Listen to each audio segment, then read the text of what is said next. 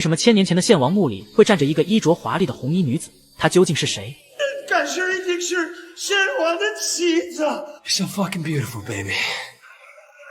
Look, we are this close to being done with this thing. 话音刚落，霸王荣渊一跃而出，胡八一救人心切，立马骑了上去，然后对着他的脑袋就是一顿输出。可这家伙不仅皮糙肉厚，而且力大无穷，只是一个摆头就将胡八一甩飞数米，随后便对着雪莉杨张开了血盆大口。胡八一灵机一动，他瞅准荣渊张大嘴巴时，直接将一包炸药扔了进去。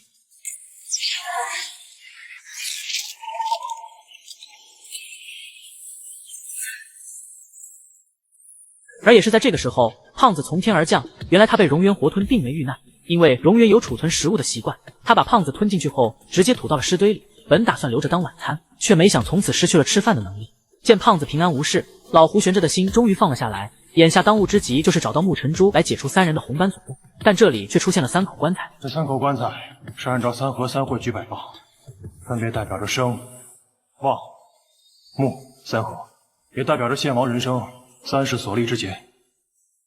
而献王要成仙飞升，就得跳出这3生3世之外，所以他真正的棺椁不应该摆放在这里，是棺材位置摆错了，对吧？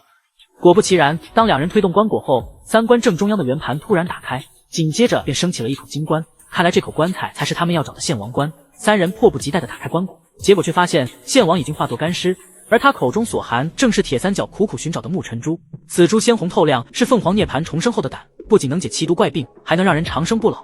得知有此奇效，老八突然抢走了木尘珠。原来看似老实的他才是最大的幕后黑手。你们要活命，而我要长生。见自己苦苦寻找的木尘珠落入他人之手，铁三角不顾一切就扑上去抢夺。没想激烈的打斗触发了牧师的终极机关，眨眼功夫地面4分5裂，众人纷纷失足坠了下去。好在胡八一及时抓住棺椁边缘，而雪莉虽然凭借钻天锁没有坠崖，但也被4周的刺架封锁在了下面。与此同时，石门上的机关再次启动。回想起大金牙惨死的经历，胡八一犹豫了。就在他左右为难之际，一道熟悉的声音却再次响起：侯爷，人可不能就这么怕，我相信你，再来一次。生死关头，胡八一战胜了恐惧，他抄起了工兵铲就冲到了机关面前。